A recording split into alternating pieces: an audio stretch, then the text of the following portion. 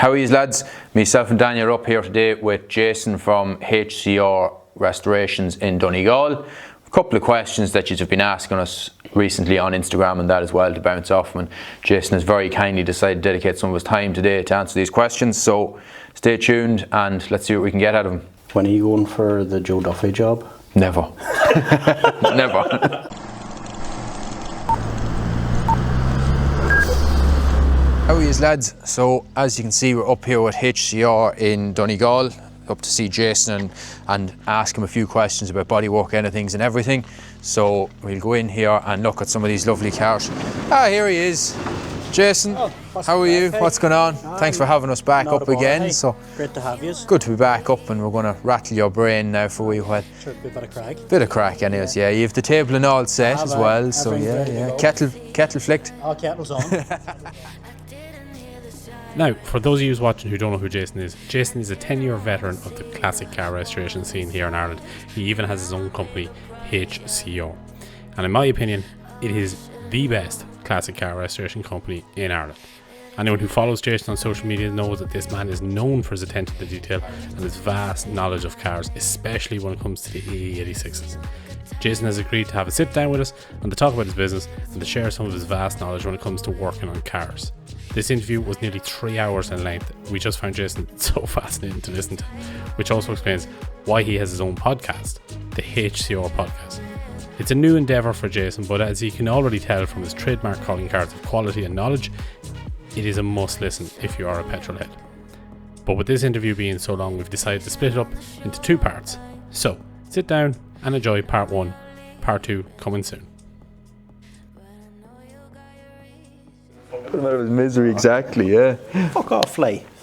Right, whenever you're ready, Lee, if you want to start going through some of those questions, and we'll... Yeah, so I suppose we'll start at the very top then. So I suppose a bit about your personal journey, Jason, in the lines of classic car restoration and that. So can you take us back to a moment when you fell in love with classic cars and what encouraged you to get into classic cars? Oh, that's a good question. Now it has to be the Corolla, I'm sure. It actually is, yeah. There would have been there was lots of local lads that had twin cams back when I was growing up, and there was one lad in particular.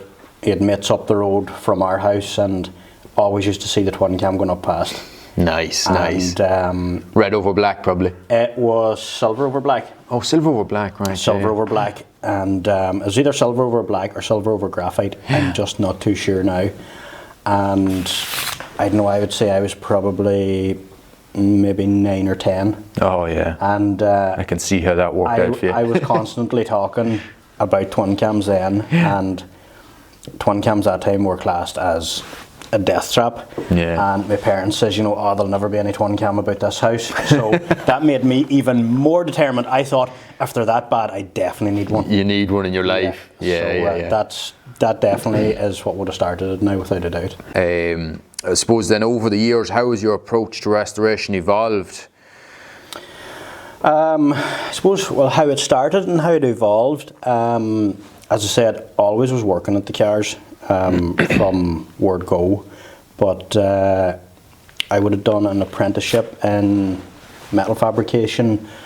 Started that, it was 2006 or 2007, I think. Right. So once lads realised that you could weld then, there was plenty of stuff. Oh, there was lots of stuff we welded then, I'm sure, yeah. Now the welding I was doing in the apprenticeship was very, very different to doing fabrication on cars. Yeah. I was building boats.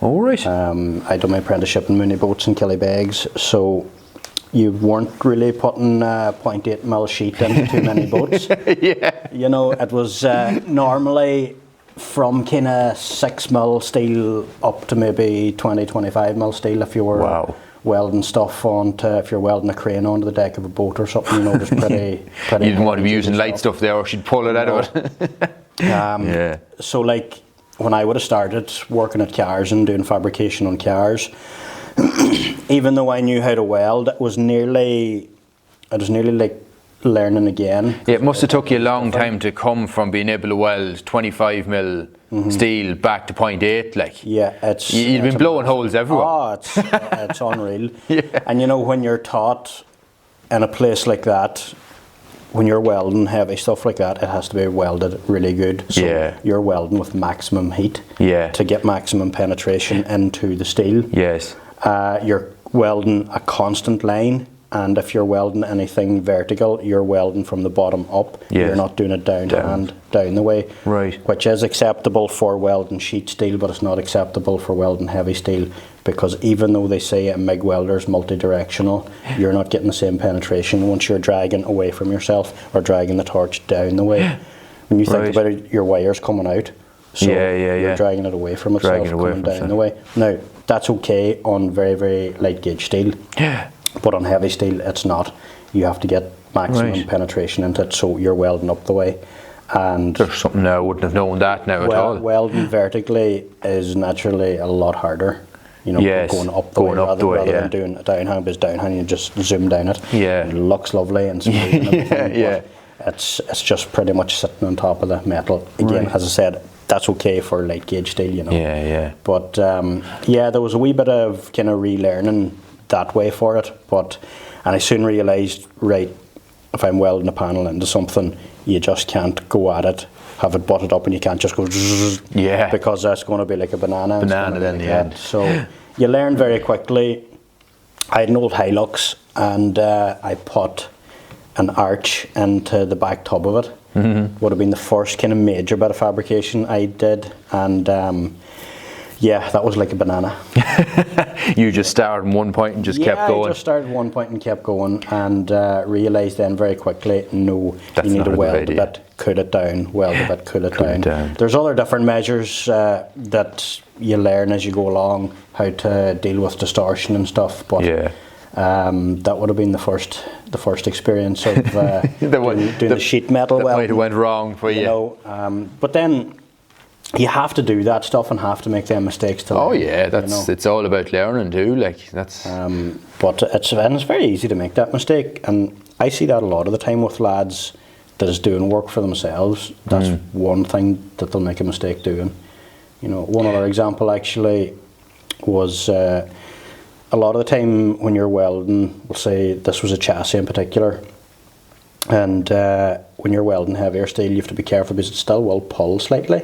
right. You know, if you have two bits of metal butted up against each other, Yes. but you have a slight gap left for the penetration in it, if you don't put a decent weld at the top and a decent weld at the bottom, if you start at the top or the bottom or whichever, and you don't have a tack on that side, it's going to pull in like that Right. as you weld.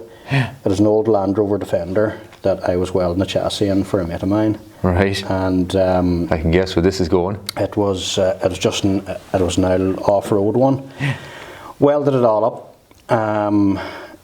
locked grand, went to close the doors. Doors wouldn't close. Oh, So what happened was, and he had it all jacked up and up on stands and everything. He had everything ready for me. I put the plates on and I welded it all up. So what happened was, when it was all welded, that is the way, I'm just kind of, it's over exaggerated there, but that's the way the chassis was in the Defender. Oh, jeez. So what we had to do then was we had to basically cut the chassis in the middle where it was welded, cut it up till just the top plate, Right. and we got into the back of it then and started jumping up and down, and it leveled itself out. Wow. And when it leveled itself out, we just added on 2 extra plates and welded it, and it was fine. Now, had that been a customer vehicle or had it been a very, very good vehicle, not ideal. But No. then that's She was when you only get an off-road. opportunities to work at kind of older stuff like that, that's not important. That's where you want to make the mistake. Yeah, yeah, something that's not going to cost you a fortune. Yeah, Imagine trying to exactly. go and get a new chassis for that if it had been a customer's yoke or something like. You know, so stuff like that, even though that was a major balls up, but it wasn't important. But what I learned from that was massive. Massive, yeah.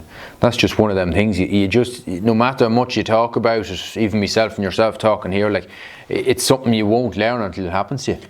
And you not learn that in college either. No, you'll never learn something like that in the college. They don't show you how to make mistakes in college. No, they just want you to be streamlined and perfect, and that's just it, Making isn't it? mistakes, as painful as they can be, sometimes it's very important. Oh yeah, it's what grows you as well in the industry. Oh, and absolutely. it's your experience, like so. Yeah, big time. Yeah. Like a lad I have working alongside me trying to try to bolt into a Galanza chassis one day too. Oh, you know. yeah. That culprit's still at large. We don't know who that was. We just haven't found who that person. Could he not find the Loctite or something inside the cross thread? Oh, instead? I don't know what he was doing. He went very pale in the face that evening. Anyways, when he came into me in the garage, so he did. Let's just say. Very quiet sheep. Anyways, I suppose on to the next one. I suppose this is a very interesting one as well. What does a finished restoration mean to you now, Jason? Is it perfection, preserving history, or creating something personal? Perfection. Perfection. You are a perfectionist. Don't even have to think about that. Definitely perfection. Or as close to perfection as I can get. Yeah. Because we're all human. You can't be 100% perfect. But yes. Every single job that I do, I try and do it that wee bit better. I don't know if you ever heard of the 1% rule. Right. Something that I follow for a long time, and something that I've always followed. Everything you do, if you just try and do it 1% better, yes, as you go along, that mounts up. Mounts up, right? Yes.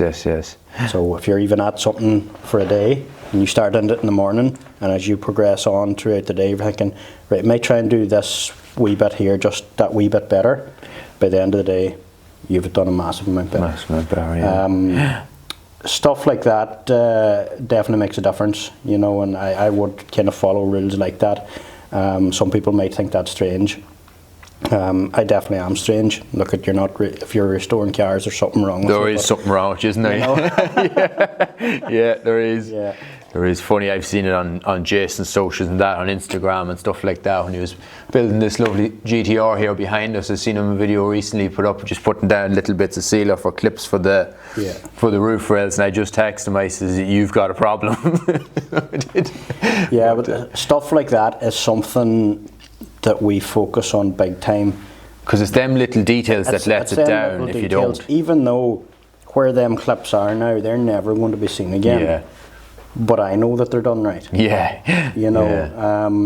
And your customer know that it's done right as well, like, you know, which is great. For example, that GTR, the doors on it in particular, when that was painted, they were completely stripped out. There was nothing left in, there was no mechanism, absolutely nothing. So in behind where the door card is, if you take that door card out now, that looks like brand new in there when it came out of the factory. Right. It's not covered in overspray, it's not covered in crap. Everything was cleaned before it was put back in. Yes. There's new damp plastic. I've seen that on your Instagram as well. Rather than putting on the aisle stuff, which normally it goes in shit once you take it off anyway. Ripped and stuff, yeah. And like the plastic that's on it is the proper damp-proof plastic. That's actually it in the roll sitting behind. Oh, yeah. That is what that's for. Like, so it's not just a random sheet of white plastic out in the hardware store either. Not that there would be nothing wrong with that. It'll serve the same purpose, but we like to try and do things as right as we can. And do you ever see yourself that you're going to be at a top and you'll never be able to do any better than you're doing, or maybe you're at that already? You can always do better. There's always room for improvement. There's always room for improvement, and every day that you're at something, like, you can improve it that wee bit more, you know. Yeah. You can always perfect it a little bit more. You can go that 1% more. Yeah. That's true. True. But no, you've done a great job on the GTR now. It's a credit to the business, so it is. It's a really nice job now. I suppose on to the next one, then I suppose one that I'd be interested in as well is, how would you describe the classic car community in Ireland? Is there a unique character that's seen here compared to the UK or mainland Europe? It's definitely very close-knit here. And like the amount of people that you'll meet through the car scene here, like, Jesus, I've met hundreds of people, and I've made so many new friends through it, and made so many new contacts through it as well for sourcing parts, etc. and whatnot. I suppose it does extend outside Ireland as well, especially now with social media. Social media is great, isn't it? It's very, very easy to reach out to people. You know, like, we would have got parts from all over the world, for different cars, through connecting with people on social media. It's making your job easier, you know, sourcing parts and that. Like, absolutely. Like obviously parts for, you know, Corollas and stuff like that, like there's not very many of them being, there's none being reproduced in Ireland, like, so without social media and all that involvement, you wouldn't be able to find them as easily, I suppose. Like we restored an old rear-wheel drive Carina a few years ago, and panels for them is just impossible to get. And the way that they rot is unbelievable. One panel in particular that could not be saved or remade or anything was the boot door, and we managed to get a brand new one in Holland. Wow. For some reason, Holland seems to have a big following for a lot of the older Toyotas. Right. That's not something I would have thought at all now. We got quite a few bits. We would have got a new chrome bumper for it as well. Right. Out of Holland, one of the bumpers, lucky enough, was good enough to get re-chromed. Yeah. But I suppose that the community, our community here, it's changed a lot. Like when I would have got into it, I suppose late 90s, early 90s, it was very, very different to it is now. I'd say so, yeah. I was kind of going into, I suppose, the Max Power era. Yeah. There's nothing wrong with the Max Power era, though. They were good days too, so they were. Big mad body kits and the boot built sound systems and everything, and that was the start of the whole KR cruises. Like it was a great time to be around. Like, you know, I'm so glad that I was able to attend that stuff. Yeah. I kind of missed that era, so I did. Unfortunately, just caught the tail end of it, so I did now. But when I was younger, but I do remember some of the Max Power. There's a Max Power carry in our yard still. Some they get restored as well, a 206. But just looking at the stuff that was done, like I remember lads used to work for us over the years, and they'd have obviously had the Max Power cars and that as well. And like Saxos with 19-inch rims and 1 litre engines in them, like, you know, it was mental. Like, it was crazy. Like, some of the cars, they barely had the power to turn the wheels. No, but mad. A lot of it back then, really, it wasn't about power or performance at all. It was just about show. Like, you know, I suppose it was on then towards the mid-noughties that a lot of the high-performance Jap stuff started to get a lot bigger. You know. Yeah.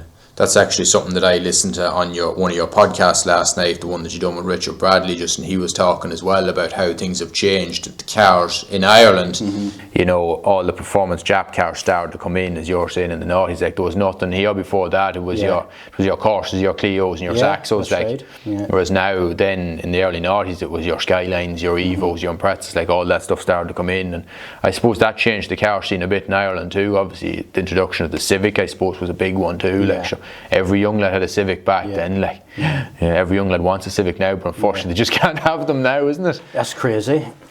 You know, the way that stuff went price-wise is absolutely mad. It's mental, yeah. Stuff has just got so expensive now that people can't afford it. Well, like a normal young lad now, and he's early to mid-20s, working a normal job, that stuff's financially out of his reach. Yeah. Oh, yeah. I'm way out of it, like. You know, and I suppose I can see how the whole diesel tuning scene has evolved out of that because it's that bit more affordable. Yeah. I'm personally not into it myself. I can respect the lads that are into it because, look, that's all that's there for them. That's all that's there that's affordable. And them lads probably do look up to the lads as well that has the Evo and have the likes of these cars here as well, but they're probably saying to themselves, like, I'm never going to have one. No, well, that's it. You know, so they're making do with what's there. Like, sticking their heads down at diesel exhaust, getting covered in black smoke and stuff like that, you know. I've seen that going on this year at the Donegal Rally too. That's just a whole different conversation. That's a whole different conversation. Them kind of people need help. They do, don't they? You know. They really do. I know, I think they definitely either need a hug or a kick in the stones. I'd be more on board with the kick in the stones than the hug there. So I think it would be a great help to them. Yeah, absolutely. Absolutely. But I suppose as you're doing car restoration, we're venturing into it as well, and I've been with the whole business and whatnot. I've been working on cars all my life as well, and I've been going through them. And I suppose one of the biggest issues that I see, and it's a question for you as well, the biggest challenges here in Ireland, and like one of them for car restoration, again, the biggest one that I see is dampness and rust. Like Yeah. Ireland is so damp. It's in my opinion, anyways. And then that obviously leads to rust and that as well. Would that be one of your biggest challenges as well? Yeah. Definitely a big challenge. But then I can't say too much about it, because if they didn't rust, I wouldn't have worked. Wouldn't have a job, I suppose. That's the other way to look at it too, isn't it? Yeah. I kind of look at it sometimes as brown gold. Yeah. But in saying that, if I'm starting into restoration, I would prefer not to be starting into something that's going to have months upon months of welding and fabricating. Yeah. Sometimes that can be soul destroying. Oh, it can be, yeah. Especially when you're welding, fabricating on a car that has to go to OEM standard, basically a road car. If you were doing a lot of welding and fabricating at a car that's been built for motorsport, that's totally different fabricating, because you're just making it up as you think it is going to work the best. You don't have to have it looking aesthetically pleasing. OEM spec. Yeah. Still has to be aesthetically pleasing, but it's a lot more acceptable to go off the realms of what it looked like when it came out of the factory. Yes, you know, so it leaves it just a lot easier. Like if you were building a rally car and you're putting bigger wheel tubs in it, etc. Yes, there's a lot of work on it, but it's straightforward compared to if you had to replace the wheel tubs in that car and put them to standard specifications. Yeah. That's very difficult. Likes of a rally car as well. If a floor's bad in the shell or anything, doesn't matter. You're probably cutting that out to flat floor it and make it from scratch, which that's really, really nice work.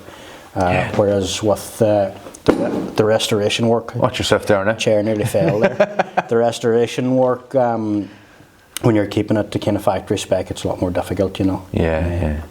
There's an interesting question here I see that I think you're going to really like this one.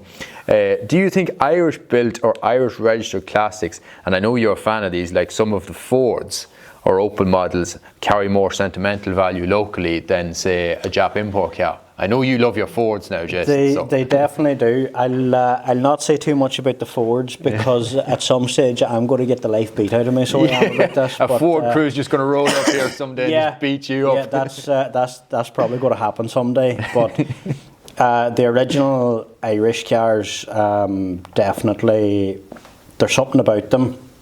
Something that's always nice to see, whether it be a car that was actually originally built in Ireland or whether it was a car that was actually first sold in Ireland, because I think a lot of people love to see the old Irish reg.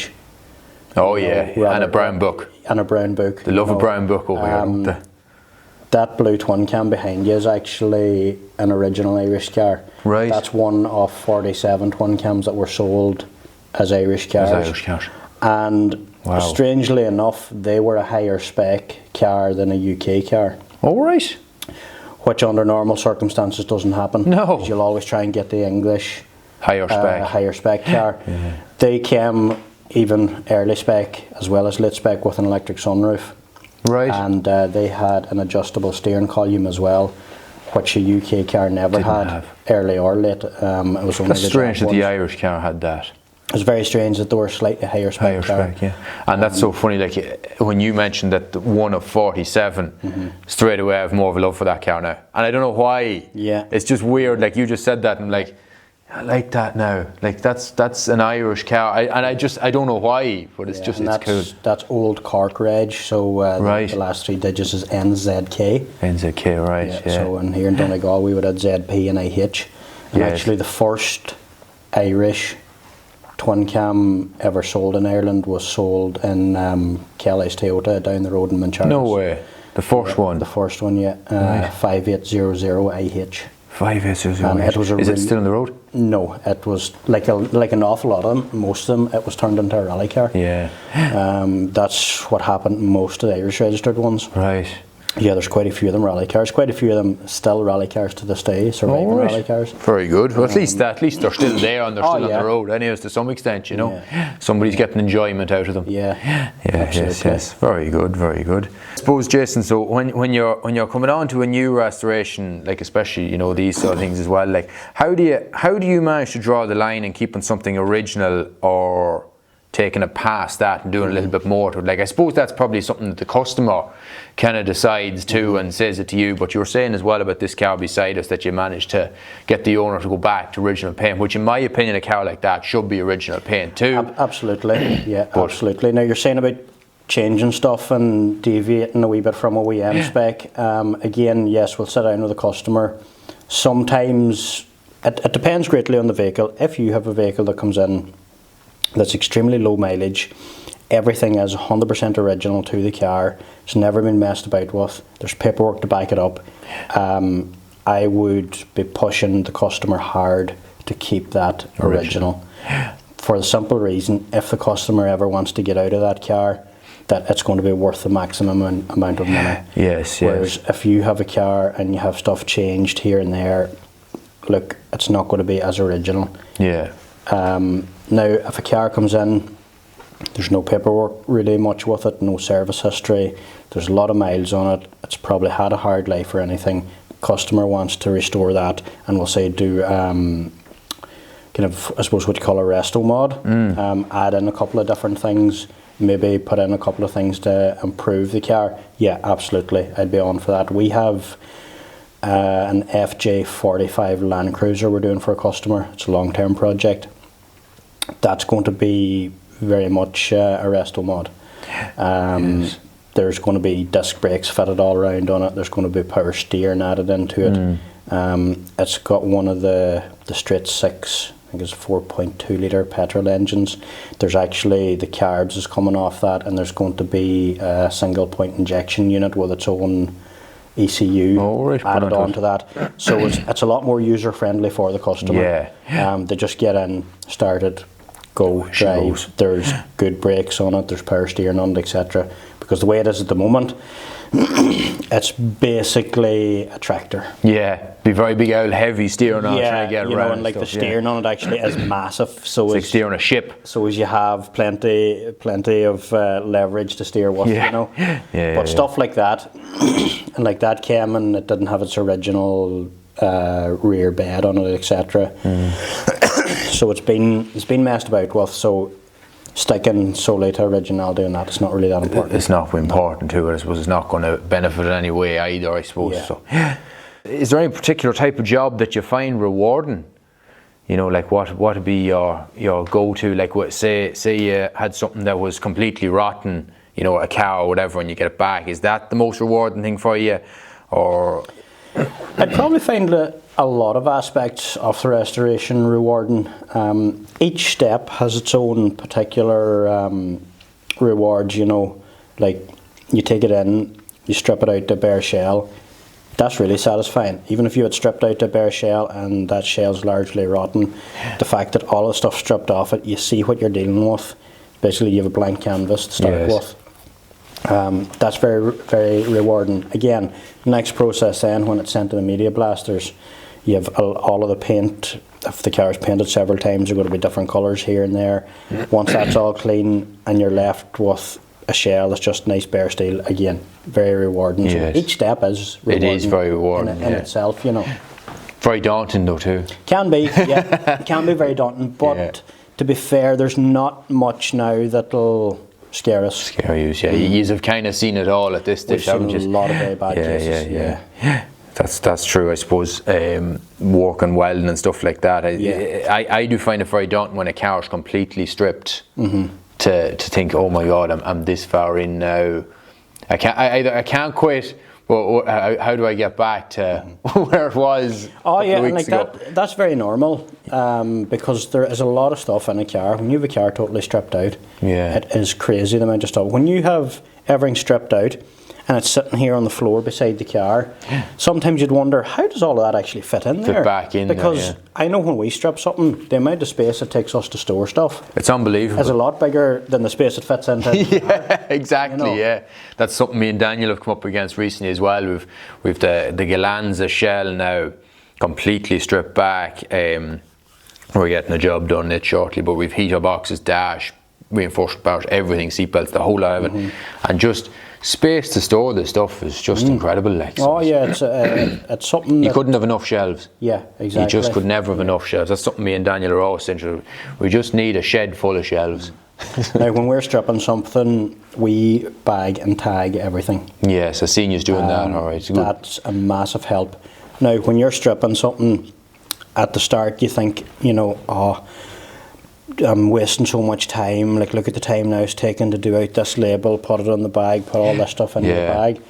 Do you see when you're rebuilding the car and you can reach across and you put your hand on a bag of bolts that says engine bay front left, you think, oh yeah, okay, that's where they go, take it out, screws it in, done. And funny, that's the way I think when I'm stripping. I'm like, oh my, like, I to be honest, obviously I'm I suppose trying to work on the 1% rule that you were talking about earlier, but I think I need to work on a 10% rule every time, to be honest with you. But when I stripped the Galanza, I myself and Daniel were talking about this recently. I couldn't believe how long it is since I stripped the Galanza.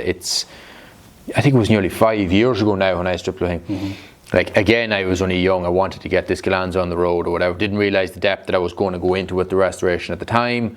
Kind of plans have changed as we've moved along with and whatnot as well, but I know when I stripped the blooming thing, I just put all the bolts into a tub, and I'm coming back to putting it together now, and I'm like, oh my god. And I suppose 5 years ago social media wasn't as big a thing. I wasn't following you on Instagram. That's one thing that I've noticed about all your builds. I seen it when you done it with a red Evo 9, I think it was here. You had little bags and you had back bumper stuck on, and I was like, that's fucking genius, like, and it's something so simple. I'm like, why didn't I think of that when I was doing that? Like, it's going to make, it would have made putting the Galanza back together so much easier. So it would have.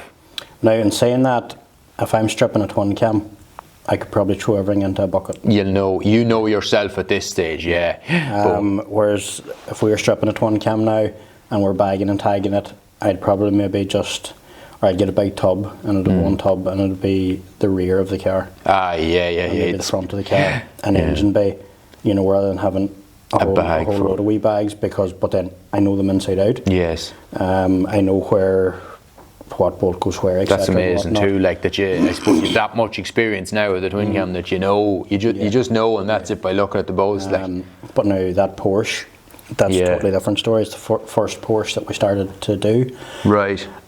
So everything is very, very well catalogued for that, as well as bagging and tagging everything, pictures and videos as you go along. Seems to be a massive thing too. Invaluable. Yeah. I find myself, videos in particular is really good, and as well to talk plenty in them. Right. Like when you're taking a video, if you're stripping out something out of the back of a dash, right, okay, this blue plug now actually plugs into another yellow female plug. Oh, yeah. Do you know, speak and say stuff like that, because when you're showing it in a video and you're not explaining to yourself, they could be building it maybe 12 months down the line. Yeah. You're not going to remember. No. You're not going to remember. Like, pictures and videos tell you so much, but you need to be doing a running commentary for your own benefit later down the line. Yes. Yeah. That's actually another good point that I should be taking on board there as well. And like, I understand, I know nobody likes the sound of their own voice. No. And like, I'm doing a good bit on social media now, I still don't like the sound of my own voice. Even though, and I don't know why, but in a lot of the podcasts that we've done, the amount of people that has told me that I have a very calming, soothing voice. Yeah. And I just think that's so funny, because I don't think that. Yeah. It's great that other people think that, but I definitely don't think that, you know. Yeah. Or if my woman is scrolling on the phone, one of my videos come up and I hear myself talking in the background, I'm like, put that off. Turn it off. Turn it down. Yeah. Don't want to hear it. There's nothing worse than, isn't it? I think we were up at Donegal Rally, and I think Daniel was flicking through his phone just when we were going from one stage to the other, and there came up a video of himself, and he's like, oh, I don't want to listen to myself. Yeah. Put that away. Yeah. But looking at the Porsche here as well, Jason, like, you've a bit of welding and stuff like that to be done on that. Have you ever had a car come in and you think, maybe this car's a bit too far gone? Yes. You have. That was a fairly certain yes there. Yes. But we still took it on and we done it. You still done it, right? Yeah. And what, can you remember what that was? Yeah, it was an MGA.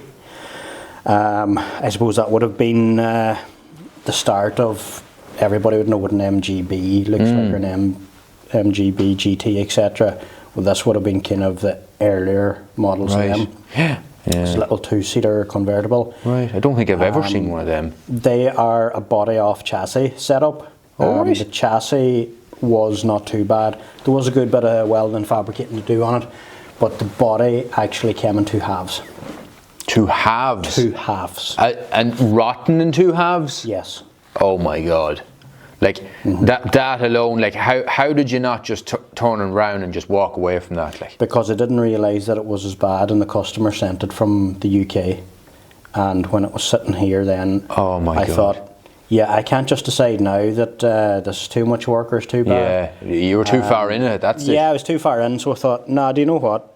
Challenge accepted. Challenge accepted, pull into it and get done. Now, and saying that, for those cars, and a lot of the older English cars are the same, we could buy every single part off the shelf.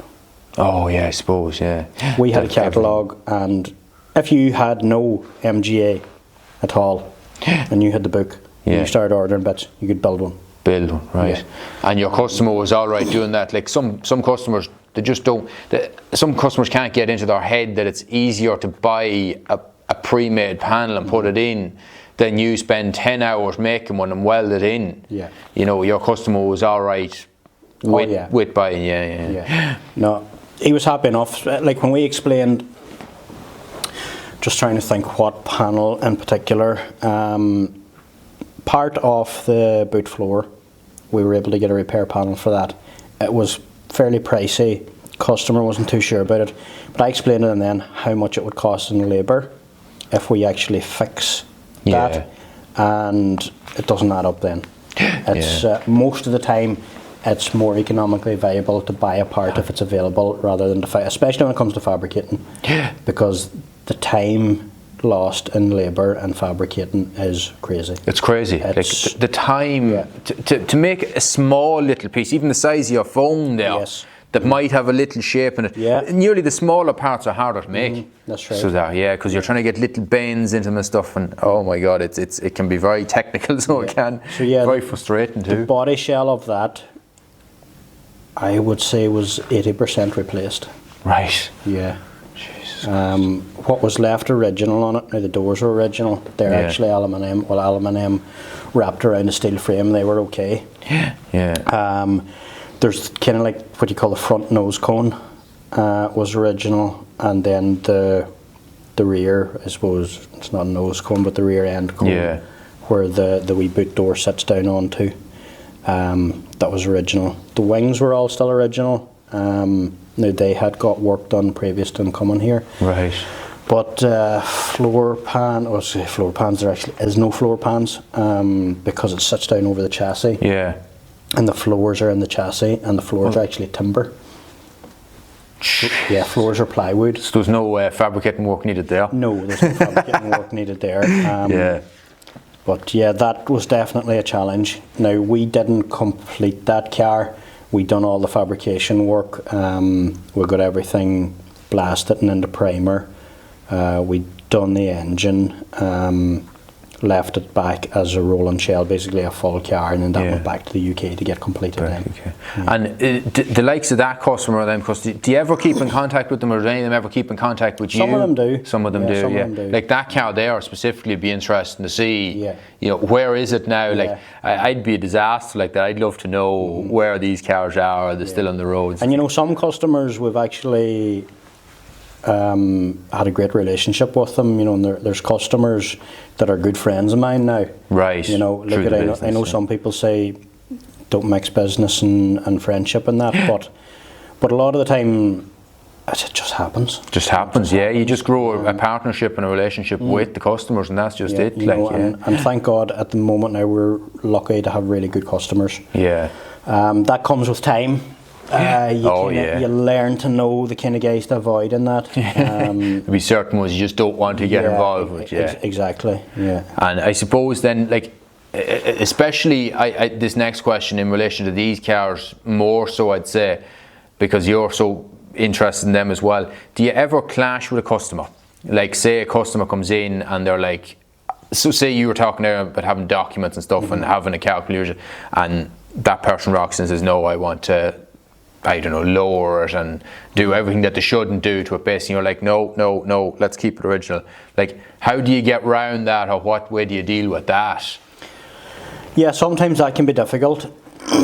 Most of the time, I can get them talked around because there probably will be a strong enough argument on my behalf for it. Normally it doesn't happen that often, but where I would have clashed with customers or potential customers in the past is the quality of the work. Right. And some customers would ring and say, all right, well, I want the car restored, but it doesn't have to be show car quality. Yeah. Straight away, nope. No. You're not coming here. Yeah, you're not putting your name for that. There's one quality here, and that's just the best that we can do it. Yeah. There's no in between. And like what I explain to customers, some of them understand when you tell them, some of them get a bit shitty about it, is we can't alter the standard of our work to suit your budget.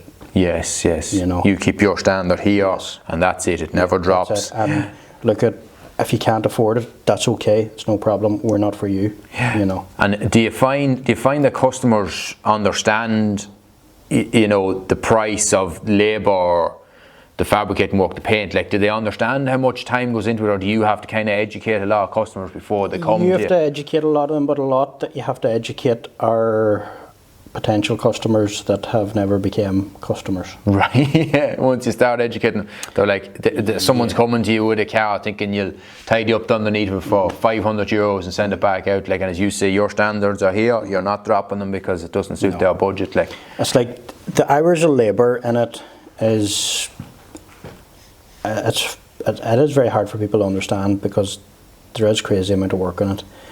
You're effectively rebuilding a car, a full car. So an example that'll give you, you buy a modern car now today, average modern car is going to cost between 50 and 60,000 euros. yeah, That's what an average restoration costs. yeah.